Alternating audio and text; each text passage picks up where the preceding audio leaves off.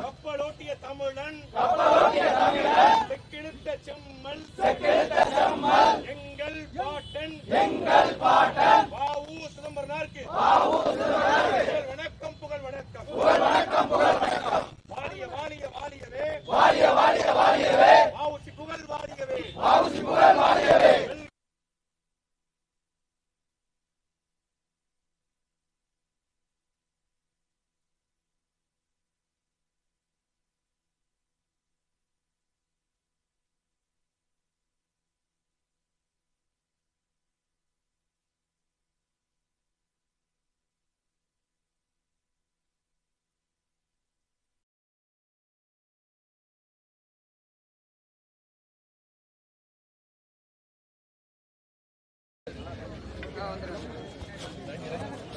ரஞ்சித் பிரபு எங்க கொஞ்சம் ஸ்டாண்டுல கை வைக்க வேண்டாம். பிரபு எங்கப்பா பாரு இது நம்மால வரலையா? கையில கை வைக்காதீங்க விழுந்துரும். கீழே இறங்கிக்கிறா கீழே கீழே நிக்கணுமா? அப்படியா? சரியா இருக்கா? இன்னும் கொஞ்சம் முன்னாடி இழுத்துக்கோமா? இதா எடுத்துருவாங்க. இது முக்கியம் இல்லை, செய்தி தான் முக்கியம்.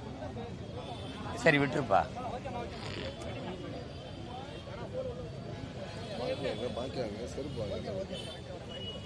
சொல்லமா?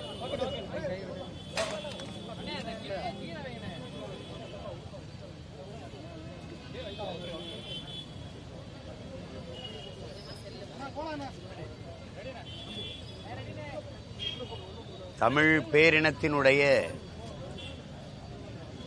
பெருமைமிகு அடையாளமாகவும்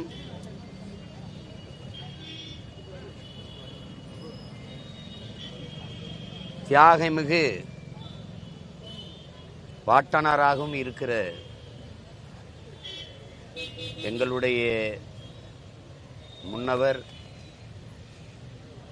தமிழ் மக்களால் செக்கிழுத்த செம்மல் கப்பல் ஓட்டிய தமிழன் என்று பெருமையோடு அழைக்கப்படுகிற பெருந்தகை இந்த மண்ணின் விடுதலைக்காக மாடு கூட இழுக்க திணறுகிற செக்கை ஒரு மனிதன் இழுத்தார் என்பதை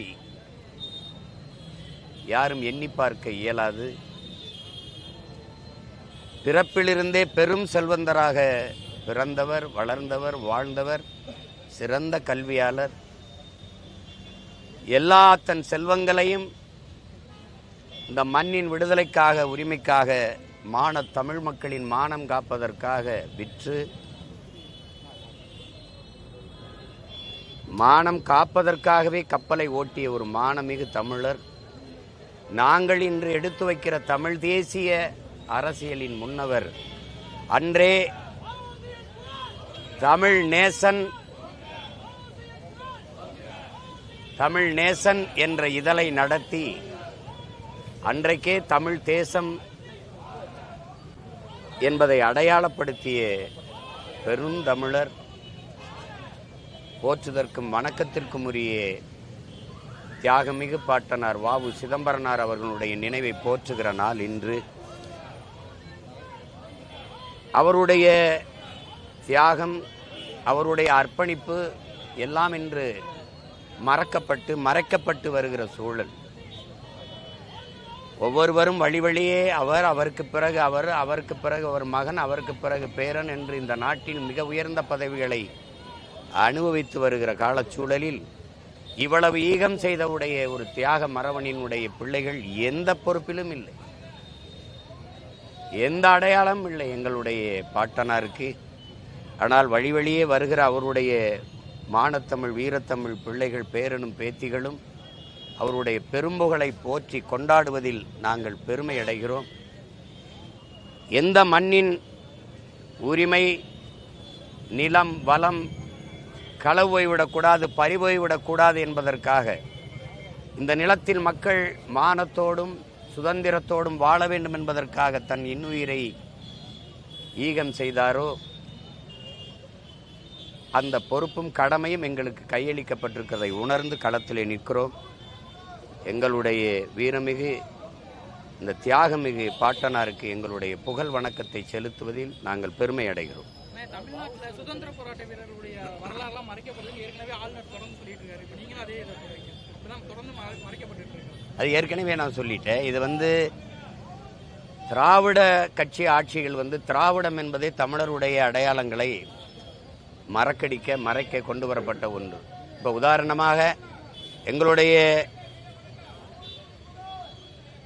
வீரப்பெரும் பாட்டனார் அருள்மொழி சோழன் கட்டிய பெருவுடையார் கோயிலை திராவிட கட்டிடக்கலை என்று சொல்வார்கள்.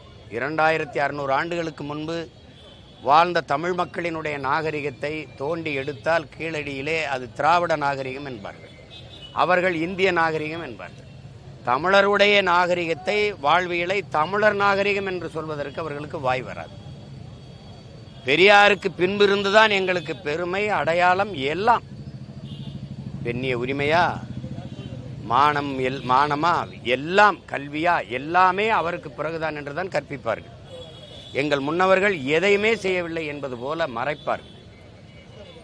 வல்லபாய் பட்டேலை தூக்கி பிடித்தவர்கள் ஆளுநர் RN ரவியின் கூட்டத்தினர், அதை அனுமதித்தவர்கள் திராவிட கூட்டத்தினர். இவ்வளவு ஈகம் செய்த எங்கள் பாட்டனாரை மறைத்து வல்லபாய் பட்டேலை தூக்கி கொண்டாடுவார்கள். பீரங்கி குண்டுகளை எதிர்த்து, துப்பாக்கியின் தோட்டாக்களை எதிர்த்து, வாளையும் வேலையை மேய்ந்து வீரவேல் வெற்றிவேல் என்று முழக்கமிட்டு போரிலே பாய்ந்து மாய்ந்த எங்களுடைய முன்னவர்கள் பூலித்தேவன், தீரன் சின்னமலை, அழகுமுத்துக்கோன், பெரும்பாட்டன்கள் மருதுபாண்டியர்கள், வீரப்பெரும் பாட்டியார் வேலு நாச்சியார், பெரும்பிடுகு சுவரன் மாறன் என்கிற முத்தரையர், இந்த எண்ணற்ற பண்டாரவணியன் என்ற பெருமக்கள், தமிழின முன்னோர்கள் ஏராளம், சுந்தரலிங்கனார், வெள்ளையத்தேவன் என்று பல வீர மறவர்கள். இவர்கள் எல்லாவற்றையும் மறைத்து வீரம் என்றாலே எங்களுக்கு வரலாற்றில் மராட்டிய மன்னன் சிவாஜி தான். எங்கள் பாட்டி வேலுநாச்சியார் பிறந்து இறந்து 85 ஆண்டுகளுக்கு பிறகுதான் மணிக்கர்ணைங்கிற பெண்ணை பிறக்கிறாள். இளம் வயதில் திருமணம் முடித்து போனதால் அவர் லக்ஷ்மி பாய் என்று அழைக்கப்படுகிறாள். கணவன் இறந்ததால் சான்சி ராணி, அந்த நாட்டுக்கு அந்த பகுதிக்கு அவள் அரசியானதால் சான்சி ராணி என்று அழைக்கிறார். அவருக்கு வாரிசு கிடையாது, அதனால் இவள் விலையை மன்னராக அரசியாக ஆகிறார். ஆனால் இன்றும் வரலாற்றில் எங்களை படிக்க வைப்பது தென்னாட்டின் சான்சி ராணி என்று தான் எங்கள் பாட்டியை அழைக்க வைக்கிறார்கள், படிக்க வைக்கிறார்கள். இது எவ்வளவு பெரிய வரலாற்று பிழை! சான்சி ராணியை நீங்கள் வடநாட்டின் வேலுநாச்சியார் என்று தான் கற்பித்திருக்கணும். அப்போ வல்லபாய் பட்டேல் அவர் செய்த ஈகத்தில் எந்த அளவில் எங்கள் பாட்டனாருடைய தியாகம் குறைஞ்சு போனதுன்னு சொல்லு. அவர் செய்த தியாகத்திற்கு இணையாக இந்திய பெருநிலத்தில் எவனாவது செஞ்சிருக்கானான்னு சொல்லு. ஆனால் அவருக்கு என்ன பெருமையும் பேரும் இருக்குதுன்னு பாருங்க. இன்னைக்கு ஒன்றும் கிடையாது. அது ஒன்றும் சொல்கிறதுக்கு இல்லை. நீங்கள் அங்கேருந்து வருவாங்க, அப்போ பிரணாப் முகர்ஜி இருக்கும்போது இங்கே ஒரு அர்ஜுனான்னு கப்பலை நாட்டுக்கு அர்ப்பணிக்கிறேங்கிறாரு. அவரே சொல்கிறாரு, கப்பல் படையின் முன்னோடி அரசேந்திர சோழன். ஏன் அவன் பேரை வைக்கல? இந்த நாட்டு விடுதலைக்காக கப்பல் ஓட்டிய என் பாட்டன் தியாகமிகு பாட்டனர் வஉசி பேரை ஏன் வைக்கல? அர்ஜுனான்னு ஏன் வைக்கிற? ஒரு ஏவுகணைக்கு வேணா வை, அவர் வில்லில் சிறந்தவராக இருந்தார், ஏவுகணைக்கு அர்ஜுனான்னு ஒரு ஏவுகணை வச்சுட்டு போ. கப்பலுக்கு முன்னோடி என் பாட்டன் தானே, அரசேந்திரன் தானே. கப்பலை ஓட்டி இந்த நாட்டின் விடுதலைக்கு சுதேசி கப்பலை ஓட்டியவன் என் பாட்டன் வஉசி தானே, அவன் பேரை வைக்கணும்ல.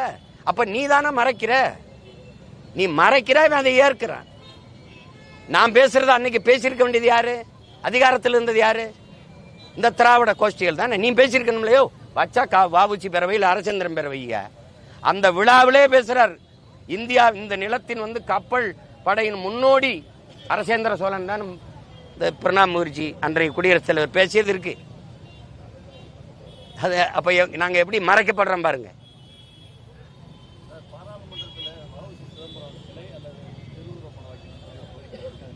திருவுருவ படமா?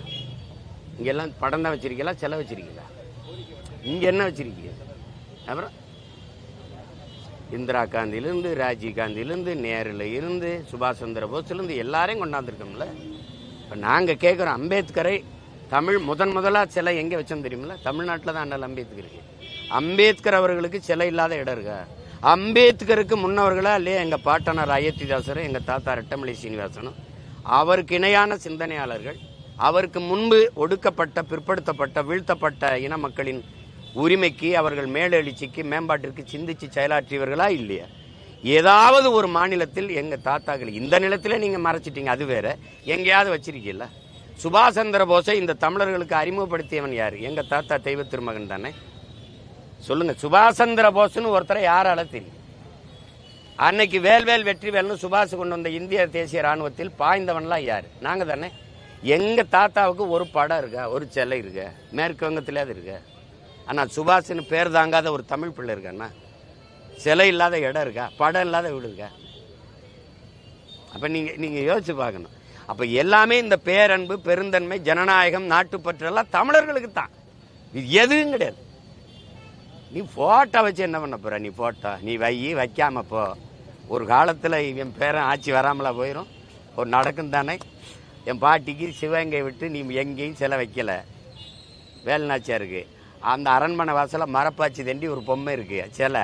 அதுவும் அரசு வைக்கல, அங்கே எங்கள் ராணியே வச்சது. உங்களுக்கு விளங்குது?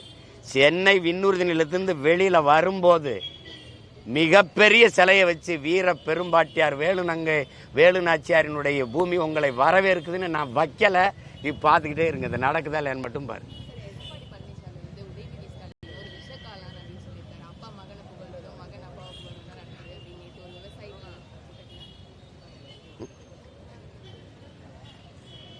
சரி, ஒருத்தர் அவங்க பாராட்டிக்கிட்டு, இப்போ நீங்களே பாருங்க, நாட்டின் முதல்வர் நான் போகிற இடங்கள்லாம் சூப்பர் சூப்பர் என்று சொல்கிறார்கள். திராவிட மாடல் ஆட்சி சூப்பர் என்று சொல்கிறார்கள்னு. எங்கூடவும் ஒரு தடவை வாங்க, நானும் ஆய்வுக்கு போகிறேன். இந்த மனுக்களை கொடுத்து கவலையோடும் கண்ணீரோடும் கதறதை ஒரு தடவை கேளுங்கள். அதையும் கேளுங்களே. ஆட்சியாளர் தன் ஆட்சி சிறப்பாக இருக்குன்னு சொன்னார்னா அது கொடுமையாக இருக்குன்னு அர்த்தம். மக்கள் சொல்லணும். நாடும் மக்களும் ஏடும் போற்றணும். ஏடு போற்றும் வாடகை வாய்கள் பேசும். ஏன்னா நீங்களே எல்லாத்தையும் வச்சுருக்கீங்க, பேசும். மக்கள் அவங்க ஊடகம் போற்றுது, மக்கள் தூற்றுகிறார்கள். நீங்கள் காசு கொடுத்து கொண்டு தட்டில் பூக்களை வைத்து இரு ஓரமும் மக்களை நிறுத்தி வச்சு அவங்களா வராங்களா? இந்த தலைவனின் ஆட்சி ஆக சிறப்பாக இருக்குன்னு மக்கள் உங்களை பார்க்க வராங்களா? வர வைக்கிறீங்களா? அந்த இதில் சொல்லியிருப்பார்.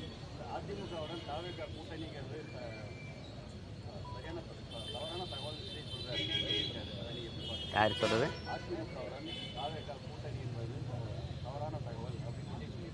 யார் சொல்லு? மற்ற இதெல்லாம் என்கிட்ட கேட்கக்கூடாது. நான் என்ன செய்கிறேன்னு கேளுங்க. நாங்கள் தனித்து போட்டிடுறோம், அதுக்கு வேலை நடக்குது. 26 நாங்கள் 234 தொகுதியும் தனித்து போட்டிடுவோம். அதில் 117 பெண்களுக்கு வாய்ப்பு கொடுப்போம், 117 ஆண்களுக்கு, 100 இளைஞர்களுக்கு, இளம் பெண்கள் நிறைய வாய்ப்பு கொடுக்குறோம். நீங்கள் பாருங்கள். அதை நீங்கள் என்னகிட்ட கேட்கணும், என்ன செய்யணும்? அவரோட போகிறாரு, இவரோட போகிறாரு அப்படின்னா, இந்த காரை அன்னைக்கு அவன் வச்சுருந்தான் கரகாட்டத்தில் வரல, இப்போ யார் வச்சுருக்காங்கிறதெல்லாம் அந்த நகைச்சுவையெல்லாம் நான் செஞ்சுக்கிட்டு இருக்க தயாராக.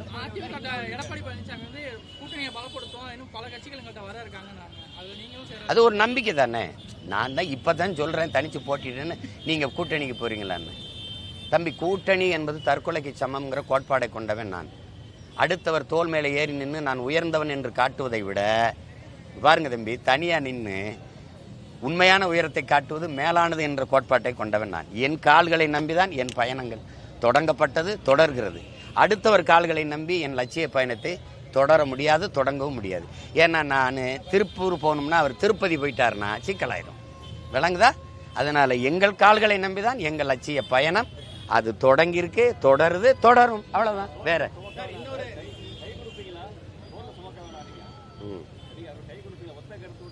கையும் தான் இவர் கொடுக்குறேன், உங்களுக்கு என்ன கொடுக்குறேன். கை கொடுக்கறத அது ஒரு நாகரிக அடையாளம். அது ஒன்றும் இல்லை.